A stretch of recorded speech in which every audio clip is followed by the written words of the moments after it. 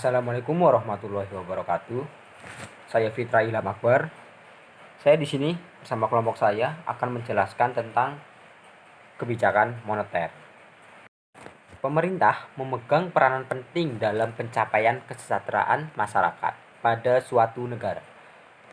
Kebijakan moneter merupakan instrumen yang sangat diandalkan dalam mengatasi permasalahan ekonomi pada suatu negara. Dengan demikian, kebijakan moneter sangatlah penting dalam pembangunan dan pengembangan suatu negara. Yang pertama, saya di sini akan menjelaskan tentang pengertian dari kebijakan moneter. Kebijakan moneter adalah kebijakan pemerintah menyangkut perilaku bank sentral dalam penawaran uang dan pengaturan uang yang beredar pada negara. Kebijakan moneter pada dasarnya merupakan suatu kebijakan yang bertujuan untuk mencapai keseimbangan internal dan eksternal. Keseimbangan internal diantaranya yaitu pertumbuhan ekonomi yang tinggi, stabilisasi harga, serta pemerataan pembangunan. Kebijakan eksternalnya yaitu keseimbangan neraca pembayaran. Juga tercapainya tujuan ekonomi makro, yakni menjaga stabilisasi ekonomi yang dapat diukur dari kesempatan kerja, kestabilan harga, serta neraca pembayaran internasional yang seimbang. Untuk selanjutnya, seperti yang terlihat dalam slide, saya akan menjelaskan tentang jenis-jenis kebijakan moneter. Di sini saya akan menjelaskan dua jenis kebijakan moneter. Yang pertama yaitu kebijakan moneter ekspansif, dan yang kedua yaitu kebijakan moneter kontraktif. Yang pertama ada kebijakan moneter ekspansif atau monetary expansive policy. Kebijakan ini diartikan sebagai kebijakan dalam rangka menambah jumlah uang yang beredar.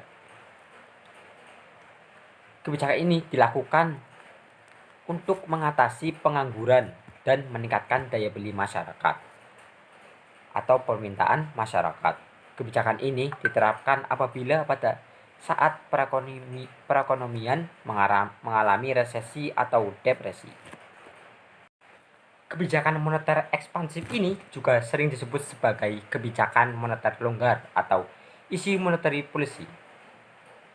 Penerapan kebijakan ini diantaranya yaitu seperti politik diskonto atau penurunan tingkat suku bunga, kemudian ada politik pasar terbuka, yaitu pembelian surat-surat berharga, misalnya surat saham dan obligasi atau surat utang.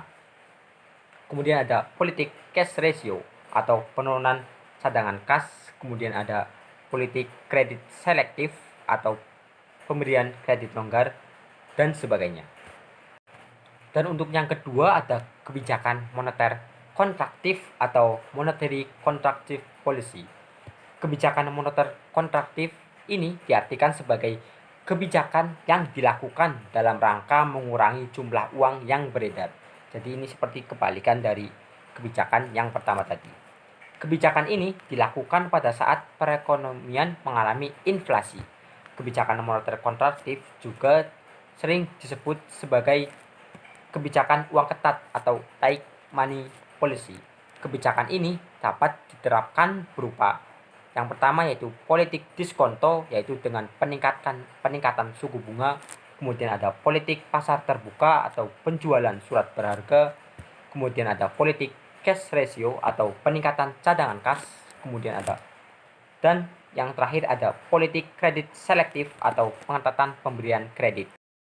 Selanjutnya ada instrumen kebijakan moneter yang akan dibahas oleh teman saya. Silahkan. Assalamualaikum warahmatullahi wabarakatuh. Perkenalkan, nama saya Irfan Syafi'i dari kelompok 3.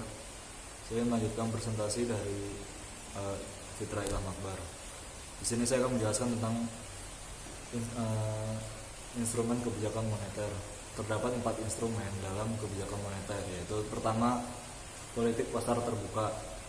Politik pasar terbuka merupakan kebijakan yang dilakukan oleh bank sentral dalam rangka menambah atau mengurangi jumlah uang yang beredar dengan cara menjual dan membeli surat-surat berharga pemerintah. Surat-surat berharga pemerintah itu diantaranya adalah SBI, Sertifikat Bank Indonesia, kemudian SPBU, SBPU, surat berharga pasar uang, saham, dan obligasi.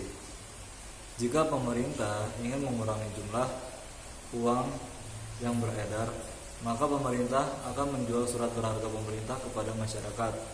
Dengan menjual SBI, uang dari masyarakat akan tertarik masuk ke bank sehingga diharapkan jumlah uang yang beredar berkurang. SBI hanya dijual oleh bank. Namun, jika pemerintah ingin menambah uang beredar, maka pemerintah akan membeli surat berharga. Dengan membeli SBI, pemerintah akan mengeluarkan uang kepada masyarakat dalam pembeliannya, sehingga terjadilah penambahan jumlah uang yang beredar di masyarakat. Yang kedua, ada politik diskonto atau discount rate. Politik diskonto adalah kebijakan yang dilakukan oleh bank dalam pengaturan jumlah uang yang beredar dengan memainkan tingkat suku bunga. Nah, tingkat bunga pada tiap-tiap bank umum akan dipengaruhi oleh tingkat bunga bank sentral. Bank umum kadang-kadang mengalami kekurangan uang sehingga harus meminjam ke bank sentral. Kemudian dengan begitu minat masyarakat untuk menabung di bank pun berkurang sehingga jumlah uang yang beredar bertambah. Selain itu juga mengakibatkan suku bunga kredit turun dan mengakibatkan masyarakat banyak tertarik untuk mengajukan pinjaman ke bank. Serta sebaliknya, jika pemerintah akan mengurangi jumlah yang beredar, maka pemerintah akan menaikkan tingkat bunga sehingga hasrat memiliki masyarakat untuk menabung di bank pun tinggi, yang mengakibatkan jumlah uang yang beredar di masyarakat berkurang. Selain itu, kenaikan suku bunga tabungan akan meningkatkan suku bunga kredit. Dengan naiknya suku bunga kredit, masyarakat akan enggan untuk mengajukan kredit. Yang ketiga, ada politik rasio cadangan wajib atau reserve requirement ratio. Rasio cadangan wajib adalah kebijakan bank sentral untuk menambah atau mengurangi jumlah uang yang beredar dengan cara menaikkan atau menurunkan cadangan minimum yang harus dipenuhi oleh bank umum dalam mengedarkan atau memberikan kredit kepada masyarakat. Ketika pemerintah ingin menambah jumlah uang yang beredar, maka pemerintah wajib menurunkan rasio cadangan wajib. Jika bank sentral menurunkan cadangan kas, berarti bank sentral ingin menambah jumlah uang yang beredar. Dalam hal ini, bank-bank umum diberi kesempatan untuk dapat mengedarkan uang yang lebih banyak. Kemudian yang keempat yaitu kebijakan kredit selektif. Nah, kebijakan kredit selektif adalah kebijakan pemberian atau tidaknya suatu kredit. Kredit selektif ini dilakukan dengan cara menentukan syarat-syarat kredit yang dikenal dengan 5C. Pada saat pemerintah ingin menambah jumlah uang yang beredar, maka pemerintah akan melonggarkan pemberian kredit. Namun jika pemerintah ingin mengurangi jumlah uang yang beredar, maka pemerintah akan mengetatkan pemberian kredit. Kemudian selain instrumen di atas, ada beberapa instrumen yang lain dipergunakan oleh pemerintah Indonesia dalam menjalankan kebijakan moneter. Di antaranya imbauan moral. Imbauan moral adalah kebijakan moneter untuk mengatur jumlah uang beredar dengan cara memberi imbauan kepada para pelaku ekonomi. Contohnya, menghimbau perbankan dalam memberi kredit untuk berhati-hati dalam mengeluarkan kredit untuk mengurangi jumlah uang beredar. Yang kedua, ada politik Sunering. Politik Sunering atau Bank Indonesia memiliki tujuan untuk mencapai dan memelihara kestabilan nilai rupiah. Tujuan ini sebagaimana tercantum dalam Undang-Undang Nomor 3 Tahun 2004 Pasal 7 tentang Bank Indonesia. Kebijakan moneter yang dilakukan oleh Bank Sentral dengan cara pengguntingan atau pemotongan uang disebut dengan politik Sunering. Politik Sunering diterapkan ketika terjadi hyperinflasi. Instrumen ini pernah dilakukan BI pada tanggal 13 Desember pada tahun 1965. Pada saat itu dilakukan pemotongan uang dari Rp1.000 menjadi Rp1. Hal ini dilakukan untuk menyehatkan kembali nilai uang yang sudah jatuh. Yang ketiga, devaluasi. Devaluasi ini adalah kebijakan bank sentral untuk menurunkan nilai rupiah terhadap mata uang asing. Dan yang terakhir yaitu revaluasi. Revaluasi sendiri adalah kebijakan bank sentral untuk menaikkan nilai mata uang dalam negeri terhadap mata uang asing. Mungkin hanya itu saja yang dapat saya sampaikan, kurang lebihnya mohon maaf. Assalamualaikum warahmatullahi wabarakatuh. Perkenalkan, nama saya Falisa Rohani. Di sini saya akan melanjutkan presentasi dari Mas Ilham dan Mas Irfan. Di sini saya akan menjelaskan tentang konsep dalam mengatasi pengangguran dan inflasi dalam kebijakan moneter. Ada dua jenis kebijakan moneter yang dapat diambil sebagai langkah untuk mengatasi pengangguran dan inflasi. Yang pertama itu kebijakan moneter ekspansif, yaitu kebijakan moneter yang digunakan untuk mengurangi pengangguran.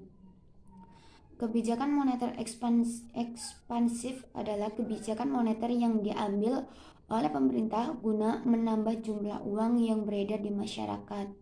Tujuannya adalah untuk menanggulangi kelesuan ekonomi yang sedang terjadi. Kelusuan ekonomi ini ditandai dengan tingkat pengangguran yang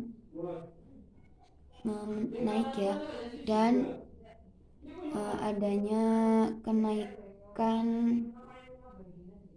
adanya daya beli masyarakat yang menurun. Kebijakan moneter ekspansif ini bertujuan untuk mengatasi pengangguran dan meningkatkan daya beli masyarakat. Sedangkan untuk mengatasi inflasi yang terjadi itu menggunakan kebijakan moneter kontraktif, di mana kebijakan moneter kontraktif ini merupakan kebijakan yang diambil oleh pemerintah dalam rangka mengurangi jumlah uang yang beredar.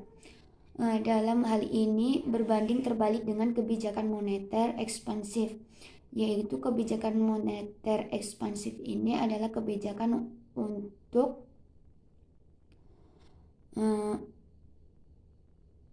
menambah jumlah mata uang, sedangkan kebijakan moneter kontraktif adalah mengurangi jumlah uang yang beredar di dalam sebuah negara. Jadi untuk mengatasi pengangguran ini adalah dengan menggunakan kebijakan moneter ekspansif, sedangkan untuk menanggulangi inflasi itu menggunakan kebijakan moneter kontraktif. Oke teman-teman, demikian sedikit penjelasan mengenai kebijakan moneter dari kelompok kami. Kurang lebihnya mohon maaf apabila ada salah-salah tutur kata, mohon dimaafkan atau bisa dikoreksi di komentar di bawah. Hanya itu saja yang dapat saya sampaikan. Assalamualaikum warahmatullahi wabarakatuh.